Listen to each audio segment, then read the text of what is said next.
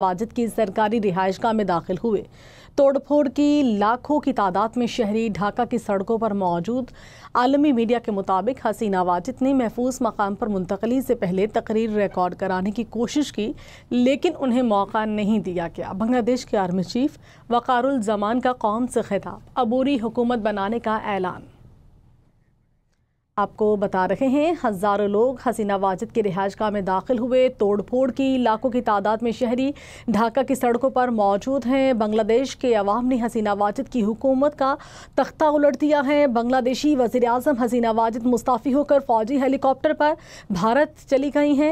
हज़ारों लोग साबिक वज़ीर आज़म हसीना वाजिद की सरकारी रिहाइशगाह में दाखिल हो गए। तोड़फोड़ की लाखों की तादाद में शहरी ढाका की सड़कों पर मौजूद हैं। आलमी मीडिया के मुताबिक हसीना वाजिद ने महफूज मकाम पर मुंतकली से पहले तकरीर रिकॉर्ड कराने की कोशिश की, लेकिन उन्हें मौका नहीं दिया गया। बांग्लादेश के आर्मी चीफ वकारुल जमान का कौम से खिताब, अबूरी हुकूमत बनाने का ऐलान कर दिया। आपको बता रहे हैं, शेख हसीना वाजिद को महफूज रास्ता फराहम करने के लिए तैयार हैं, ये भारत की जानिब से कहा गया है। साबिक सफीर मलिया लोधी ने कहा कि बांग्लादेशी अवाम ने साबित किया कि जब अवाम सड़कों पर निकलें तो कोई उनके आगे ठहर नहीं सकता।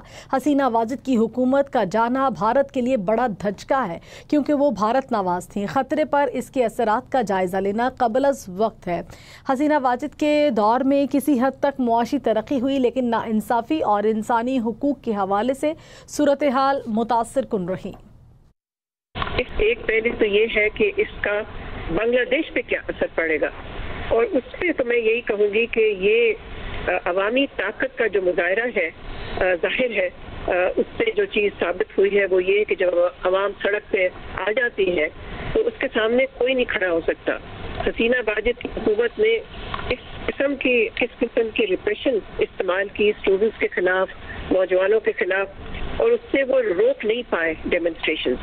तो ये पीपल्स पावर का आई थिंक एक डेमोन्स्ट्रेशन है और रही है, जिससे कि एक हुकूमत को बरतरफ कर दिया।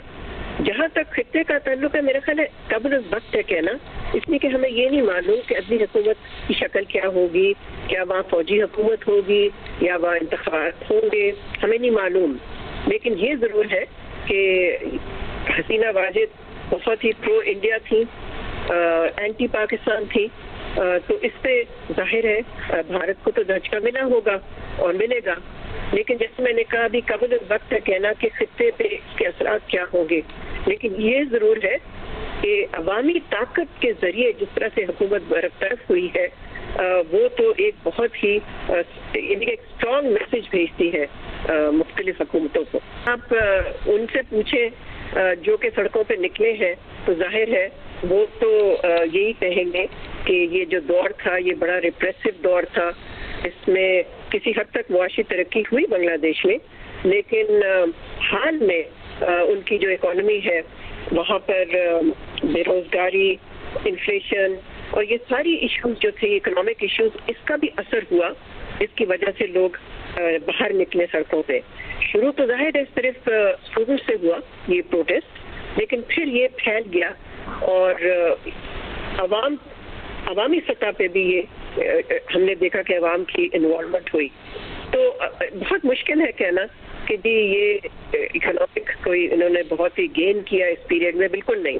लेकिन करप्शन जरूर एक बहुत बड़ा इशू सामने आया, साथ रिप्रेशन मेरा ख्याल है ये जिस पर जो